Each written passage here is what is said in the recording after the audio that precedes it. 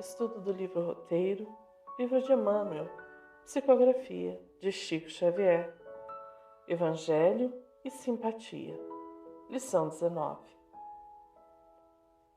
O vernáculo nos define simpatia como afinidade moral, similitude no sentir e no pensar, que aproxima duas ou mais pessoas. Também os espíritos nos falam desta atração entre os espíritos. A simpatia que atrai um espírito para outro resulta da perfeita concordância de seus pendores e instintos. Questão 301 do Livro dos Espíritos. A concordância nos atrai. Assim, podemos concluir que o contrário, ou seja, a discordância, nos afasta. Será simples assim? Nossas relações humanas são complexas e nem sempre as palavras as alcançam. Verdade é que nossa preferência é estar ao lado dos que nos são simpáticos. Emmanuel nos dará a oportunidade de analisar a simpatia de forma muito mais ampla. Eis que será o Cristo a nos ensinar este caminho para a felicidade. Iniciemos a lição. Do apostolado de Jesus, destaca-se a simpatia por alicerce da felicidade humana. A afirmativa de Emmanuel nos é de fácil assimilação, se pensarmos em nossa vida cotidiana e em como nos sentimos diante de algumas pessoas. Se temos a alegria de ter um companheiro ou companheira de jornada em quem encontramos afinidade moral e similitude no sentir e no pensar, temos uma união feliz. De igual forma, com os nossos amigos e familiares que caminham conosco. Quando estamos em sua companhia, sentimos paz, tranquilidade, sentimos a alegria de podermos nos expressar livremente. Eis que nos encontramos entre pessoas que nos acolhem amorosamente. Assim viveu Jesus. Seus apóstolos não eram apenas aqueles que o seguiam e acatavam as suas ideias e princípios. Os apóstolos, acima de tudo, eram amigos queridos ao coração do Mestre. Caminhavam juntos em profundo amor. Compartilhavam suas atividades, alegrando-se uns pelos outros e davam testemunho de muitos se amarem. Vejamos mais um trecho da lição. A violência não consta da sua técnica de conquistar. Ainda hoje, vemos vasta fileira de lidadores do sacerdócio usando em nome dele a imposição e a crueldade. Todavia, o Mestre, invariavelmente, pautou os seus ensinamentos nas mais amplas normas de respeito aos seus contemporâneos. É preciso que respeitemos o tempo de cada um, como o Mestre nos ensinou. Para Pedro, que negou-lhe na cruz, mostrou-se paciente e compassivo, aguardando o despertar da sua fé. Para Judas, não esqueceu-se da amizade, do amor que lhe nutria, mesmo após seus desatinos em Jerusalém. Mas além túmulo, buscou-lhe, a fim de amainar a sua dor e o seu sofrimento. Não há violência em Jesus. Não há imposição ou crueldade em seus ensinos. Reconhecemos em seus atos o mais profundo respeito por nossa condição evolutiva, tal qual um pai que ensina o filho a caminhar, seguindo de perto para que não se machuque gravemente, sem, no entanto, impedi-lo de cair, dizendo-lhe tão somente: levanta, continua. Prossigamos com o livro Roteiro. Jamais faltou com o entendimento justo para com as pessoas e as situações. Divino semeador, sabia que não basta plantar os bons princípios e sim oferecer antes de tudo a semente favoráveis condições necessárias à germinação e ao crescimento. Compreender o próximo é, acima de tudo, colocar-se em seu lugar no ato de compaixão. Chico Xavier dizia que é preciso uma gota de verdade num litro de amor, reconhecendo que apenas o amor fará os mais belos princípios germinar e será sempre um movimento de dentro para fora. Nem sempre, porém, compreendemos ou somos compreendidos. É nestas horas é bom recordarmos o ensinamento de Jesus a Pedro. Pedro, o amor verdadeiro e sincero nunca espera recompensas. A renúncia é o seu ponto de apoio, como o ato de dar é a essência de sua vida. A capacidade de sentir grandes afeições já é em si mesma um tesouro. A compreensão de um amigo deve ser para nós a maior recompensa. Todavia, quando a luz do entendimento tardar no espírito daqueles a quem amamos, deveremos lembrar-nos de que temos a sagrada compreensão de Deus, que nos conhece os propósitos mais puros. Ainda que todos os nossos amigos do mundo se convertessem um dia em nossos adversários, ou mesmo em nossos algozes, jamais nos poderiam privar da alegria infinita de lhes haver dado alguma coisa. Do livro Boa Nova, Humberto de Cruz. Prossigamos com a lição. Certo em se tratando do interesse coletivo, Jesus não menoscaba a energia benéfica, exprobra o comercialismo desenfreado que humilha o tempo, quanto profliga os erros de sua época. Entretanto, diante das criaturas dominadas pelo mal, enche-se de profunda compaixão e tolerância construtivas. Jesus não se omite diante do erro, não compactua com os desvarios da sociedade de seu tempo. Porém, ele não combate quem não agride, não condena. Usa da compaixão e da tolerância construtivas. Interessante Emmanuel usar o termo construtivas agregado à compaixão e à tolerância. O que isso nos quer dizer e alertar? A palavra é o instrumento escolhido por Deus para nos comunicarmos, e com ela nos aproximamos das pessoas, despertando bons sentimentos ou não. Nem sempre nos lembraremos, porém, das palavras que ouvimos de alguém. Não obstante, raramente nos esquecemos de como nos sentimos diante de alguém. Se a sensação foi boa, reconfortante, guardamos isto na lembrança. De igual forma, o contrário também é uma forte lembrança. E nisto reside o que construímos no coração daqueles que estiveram em nossa presença. A palavra é apenas o meio para chegarmos ao outro, mas é a forma como a pessoa se sente que define se fizemos ou não um bom uso da palavra.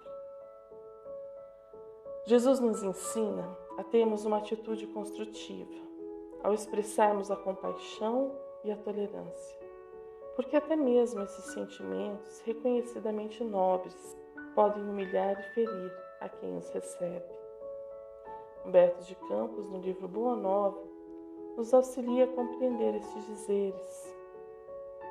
Os verdadeiros discípulos das verdades do céu, esses não aprovam o erro, nem exterminam os que o sustentam.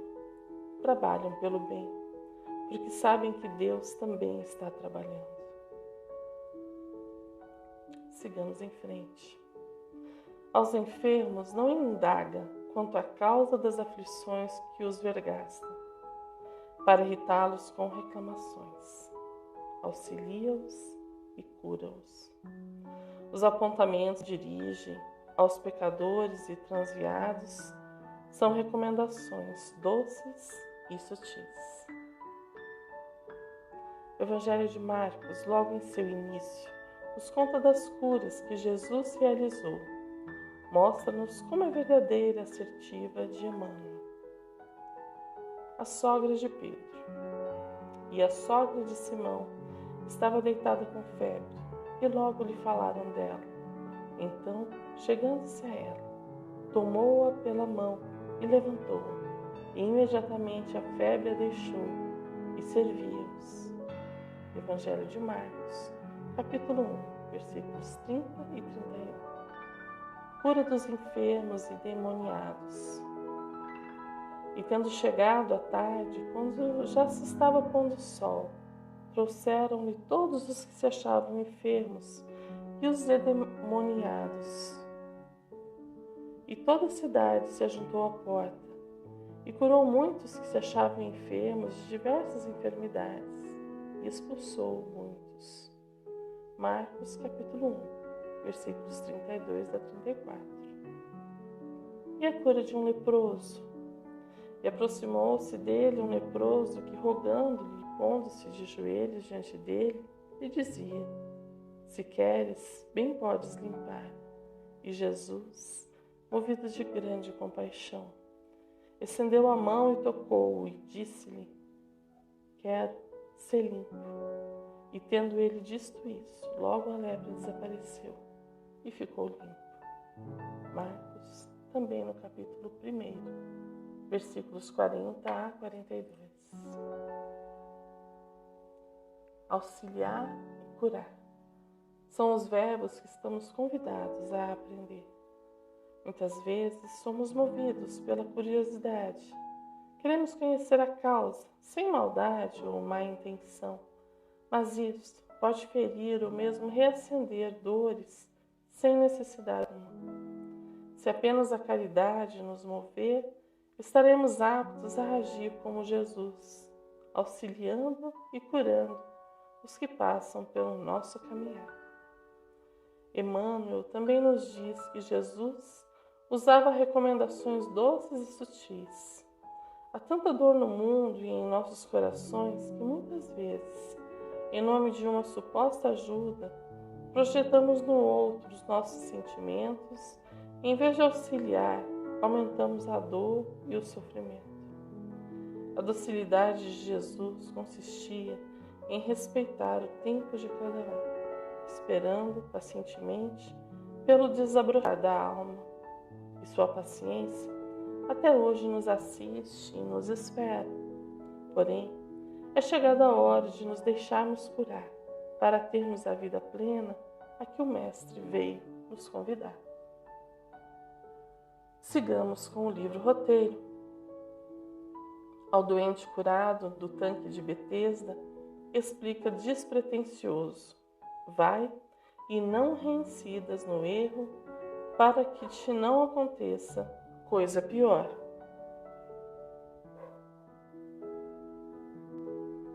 Dentro de uma simbologia belíssima e muito rica, João nos conta no capítulo 5 do seu Evangelho a cura do doente de Betesda. Da leitura e estudo do trecho, podemos ver que o doente buscava a cura, esperava por ela, ao que foi atendido. E Jesus não o acusa, apenas o aconselha no sentido de que não faça novamente o que estava fazendo, porque algo de pior lhe poderia acontecer. Um conselho amoroso. Eis nosso Mestre, eis o modelo. Estamos aptos a segui-lo? Vejamos mais um exemplo trazido por Emmanuel no livro Roteiro. A pobre mulher apedrejada na praça pública adverte bondoso: vai e não peques mais. Não indica o inferno às vítimas da sombra, reergue-as compassivo e acende-lhes nova luz. Compreende os problemas e as lutas de cada um. Ainda hoje, há quem queira divulgar o cristianismo incutindo medo nos corações, seja o inferno ou, em termos espíritas, o umbral. Mas não é esta a mensagem de Jesus nem do cristianismo. Sem dúvida, nossos atos geram consequências, boas ou ruins, e somos responsáveis por nosso agir e pensar. No entanto, o erro é inerente ao ser humano.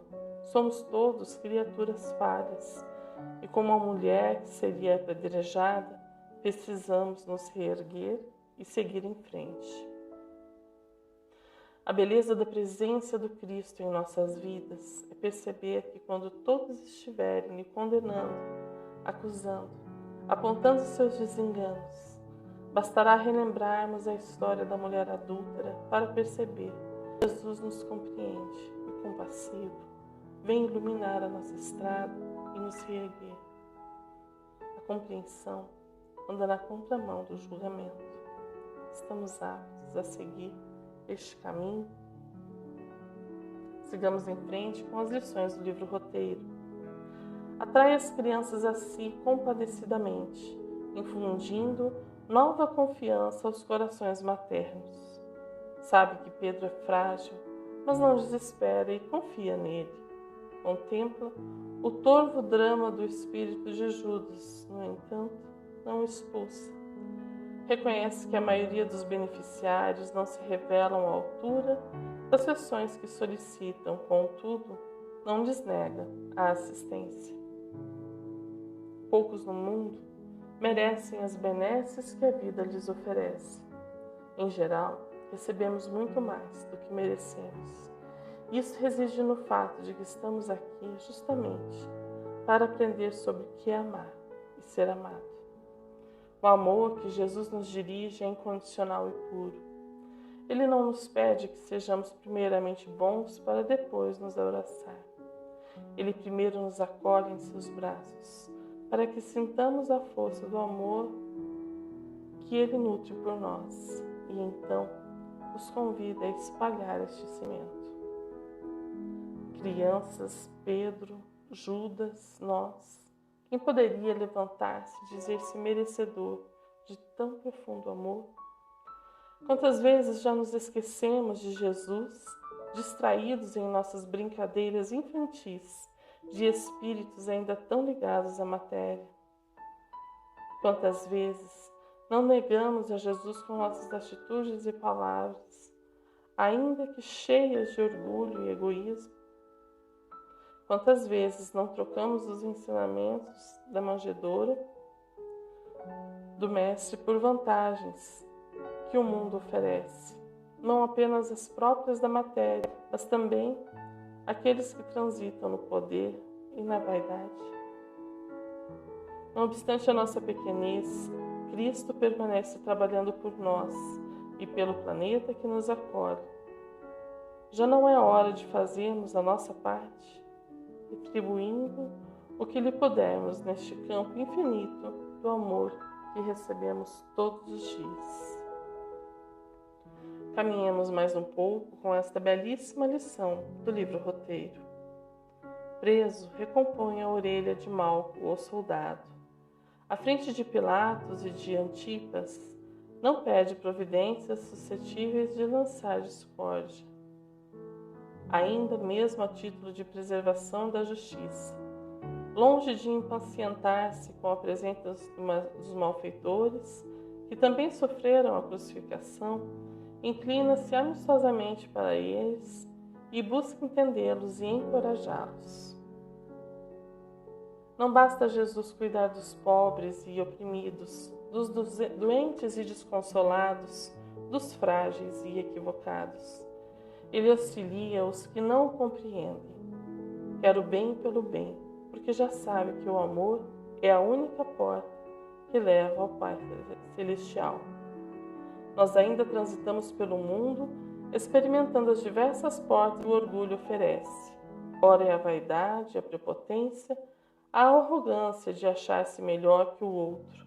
Jesus, porém, abre apenas uma porta com suas palavras e atitudes, que é a do amor. Todos os seus ensinamentos e atitudes nos encaminham para pensamentos amorosos, pacíficos e repletos de esperança. E isso decorre do amor que nos endereça, como disse Paulo aos Coríntios, um amor que tudo espera, tudo suporta e tudo crê.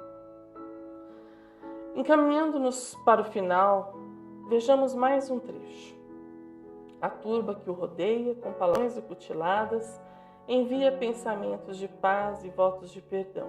E ainda, além da morte, não foge aos companheiros que fugiram, materializa-se diante deles induzindo ao serviço de regeneração humana, com o incentivo de sua presença e de seu amor até o fim da luta. O exemplo de Jesus nos convida a refletir. Quando nos defrontamos com notícias de lutas, guerras, conflitos e desastres, como fica o nosso sentimento? Quando nossos companheiros de jornada se mostram insensíveis ao chamar, qual a nossa postura? É o pensamento que tudo nasce e se materializa. É nele que a nossa vontade encontra as molas propulsoras e dá as diretrizes para a nossa vida. Jesus tinha pensamentos de paz e votos de perdão. O que nós temos? Se não temos ainda pensamentos e atitudes de fraternidade, o que estamos fazendo para construí-los? Encerrando a lição.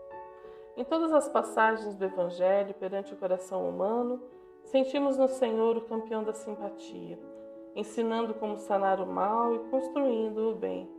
E desde a manjedoura, sob a sua luz, a sua divina inspiração, um novo caminho redentor se abre para os homens no rumo da paz e da felicidade, com base no auxílio mútuo e no espírito de serviço, na bondade e na confraternização.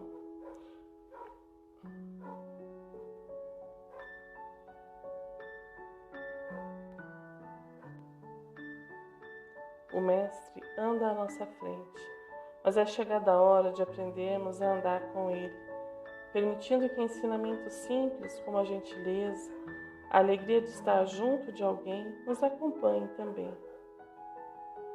É chegada a hora de vivermos a fraternidade em sua mais simples expressão.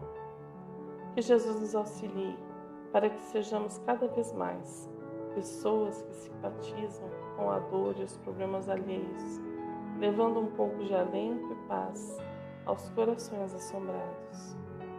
Deixemos a sua luz brilhar finalmente dentro de nós.